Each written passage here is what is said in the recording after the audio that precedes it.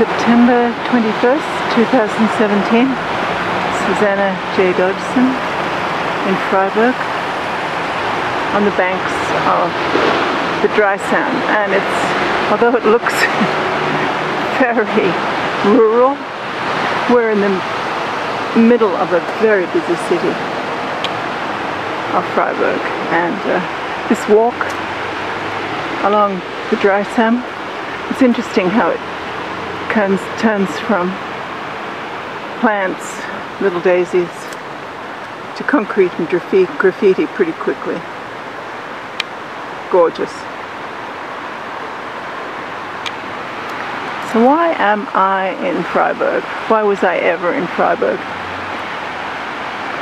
The answer goes back to March 1971, when I was sitting in a lecture theatre at the University of New South Wales, and Professor Thompson strode in with his beautifully starched white coat and started talking about amino acids and what we were going to study that year as second year science students, first year biochemistry students.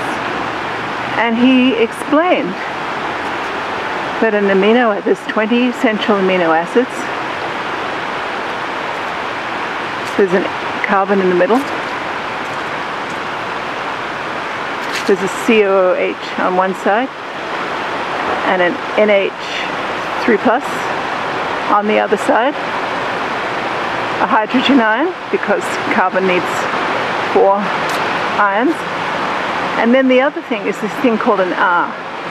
And the R depends on the amino acid. And I thought to myself, why had no one ever told me how elegant and ordered nature was? And I was struck by lightning. I just thought this order of amino acids was the most beautiful thing I'd ever seen. And from that minute on, I wanted to be a biochemist. I finished second year science in biochemistry, third year science in biochemistry, and after that I was accepted into the honours program, which is an additional year. So my degree is BSc Hons, which doesn't mean I just did incredibly well in a 3-year degree. It means I actually took an extra year, which was a research year. I had to produce a thesis, and on the basis of that I was accepted into the PhD program at the age of 22 at the University of New South Wales School of Medicine in the Physiology and Pharmacology department. So my doctorate is in Physiology and Pharmacology, and my basic training is in biochemistry, so I cover it all. I'm going to be quiet now, there's people. Just enjoy the river.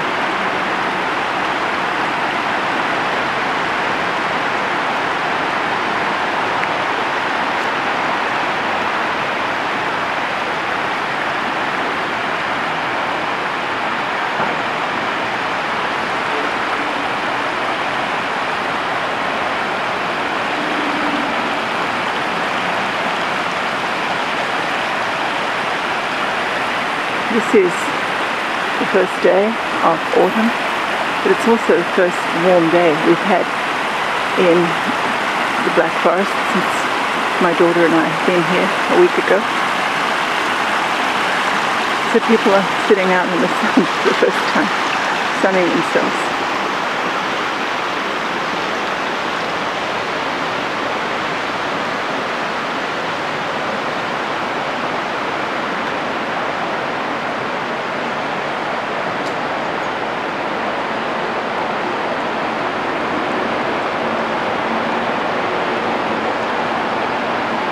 It's going to be hard to, okay, there's a runner here, I have to make sure I don't get her. Yeah, right, we keep going. So my love for biochemistry and the idea that in science you could actually change things, you could learn things no one ever knew before. And that was exceedingly exciting. So after I finished my PhD in 1978, I hung about in Sydney for another 7 months until I was officially awarded my PhD on stage. And that actually was a pretty memorable week because I get bored easily, what can I say? And during that week I also ran for Parliament for New South Wales on the what was called the Australian Democrats, which doesn't exist anymore, but it's like a progressive, the American equivalent of like progressive Democrats. So look at this, it all looks like it's been dammed. Huh, this was all repaired. When I was here 2 years ago, everything was dry because it was very hot, a very hot summer when it was 95 degrees in the Black Forest. But I digress. Okay, I came to Philadelphia in 1978 and started work as a postdoc. I actually stayed at the University of Pennsylvania for 18 years, leaving as a research associate professor in 1996. But in 1985, I went to a conference in Amsterdam, and I discovered that people had been paying attention to some papers that I had written about an enzyme that I had been told to discover, I named mitochondrial carbonic anhydrase, CA5. And I had done some experiments and found that you actually need this carbonic anhydrase in order to make urea. Now why this is important in the body is because urea is the main way we get rid of nitrogen from the body. There's no other way. You can't breathe out nitrogen.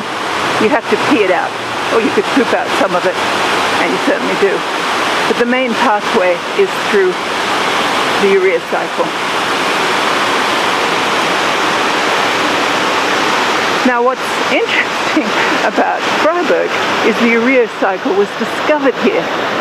So I had an opportunity to come to Freiburg and do some more work on the urea cycle. Exactly where it was discovered. Now the person who wanted me to come here saw me as a technician because of course I'm female, and what else could a woman do? So it really didn't work out well. I managed to kill a lot of rats as his technician was trying to teach me how to perfuse rat livers full of blood so we could look at them. So after 6 weeks of trying very hard and really not succeeding terribly well, I decided plan B. And there always has to be a plan B. And my plan B was to go to a pub and listen to music. And I did that on April 25th, 1986. And there was Lothar and his friends, and his friend Wolfgang, both of them employed as engineers and scientists at Intermetal, which is a semiconductor company that was owned by Sheraton. They were working in Prague. Then it was bought out by Micronos. I don't know who owns it now. But the whole of Freiburg, because the weather is gorgeous, it's like a center of biotech and medicine, and has been for many years. Now the story about how the urea cycle was discovered and known about brings in brilliant secular Jews and Nazis and laws.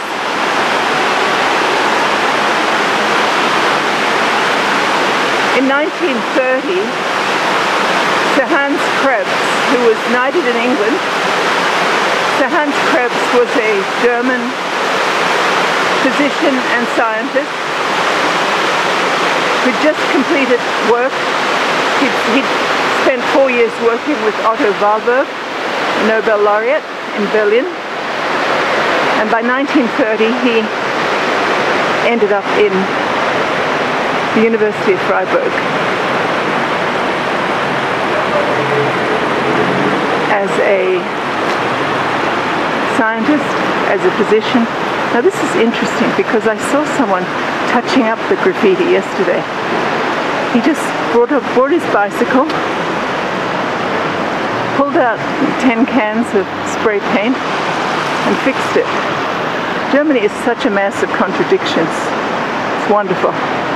Look at this gorgeous purple.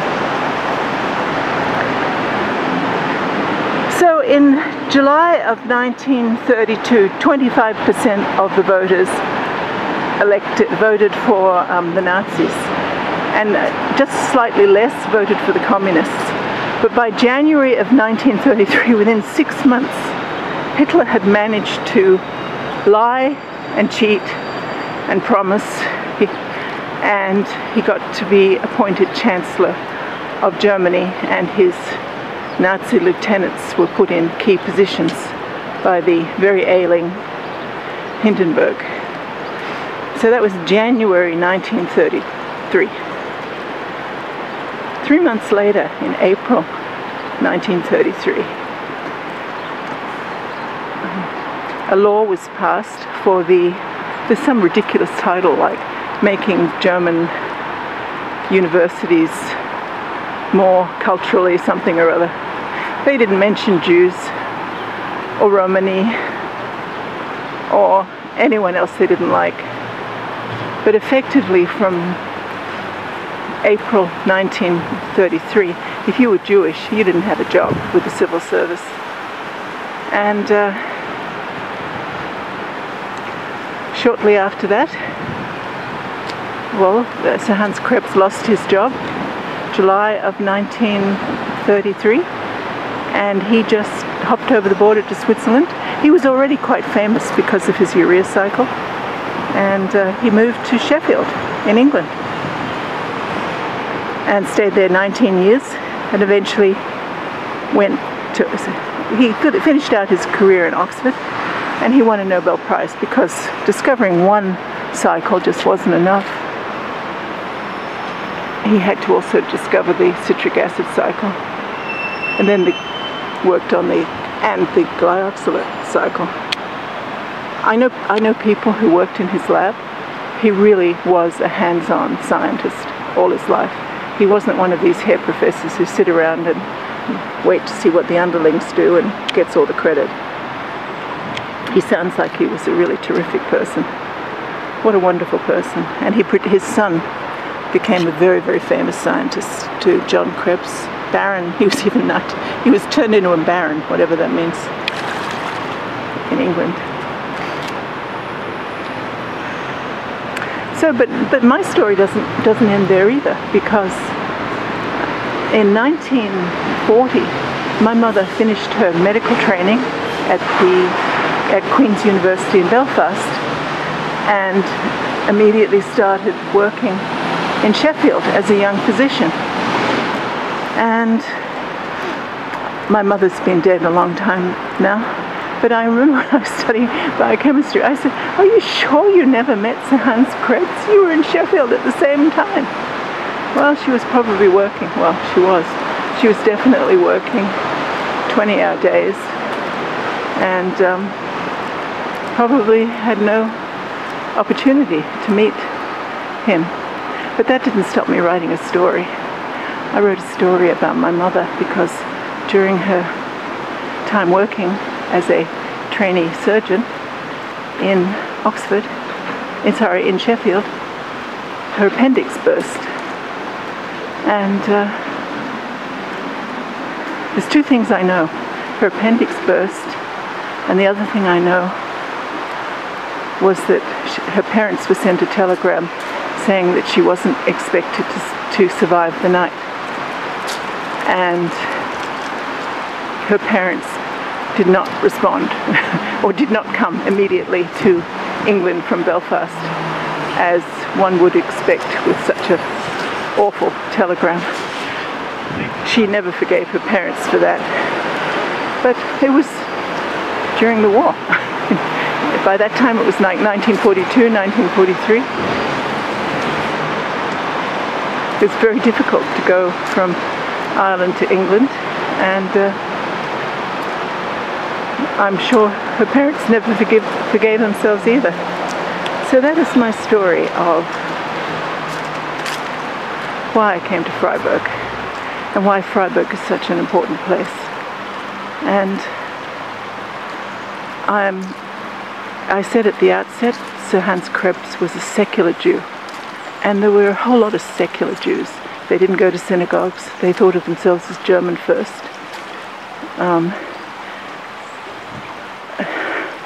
But the Nazis decided who was a Jew and who they would torture. So as far as they were concerned, it was all the blood. It was all in the genes. If you had Jewish blood, you were a Jew, and therefore could be treated abominably. Very, very likely they decreed that because there just weren't enough Jews going to synagogues. I don't know. Maybe there weren't. The Freiburger synagogue was destroyed on Kristallnacht, 1938, and I've made some videos of that. It's now the outline of the synagogue was there with three layers of stones. The whole outline of the synagogue was there with a nice grassy park, memorial stones. Very beautiful place. It was there from, I suppose, around the late 1940s until it was ripped up for a concrete plaza in 2015. All the grass is gone, and this is the Green Party that did this because, you know, I guess the Green Party doesn't like grass, and they don't like Jews, and they don't like Jewish memorials. And I think that's tremendously sad. But the memorial to Sir Hans Krebs was never going to be a synagogue. It was going to be generations of brilliant scientists who've been inspired by his story, inspired by what he did. And I'm hoping that if you are interested in science and you're listening to this, you're inspired too, and you go and you read more about the work of Sir Hans Krebs. He was a very clear writer. He wrote his papers very, very clearly. You can read the papers, well, when they started to be in English after the 1930s. They're very, very clear, and they explain his work. You can also go to the Nobel Prize Foundation, and you can read his Nobel Prize lecture, which is just lovely. This is Susanna J. Dodgson, also known as Dr. Susanna or Professor Susanna Dodgson. Websites that I publish include medicalwritinginstitute.us and mjota.org. May your life be long and blessed.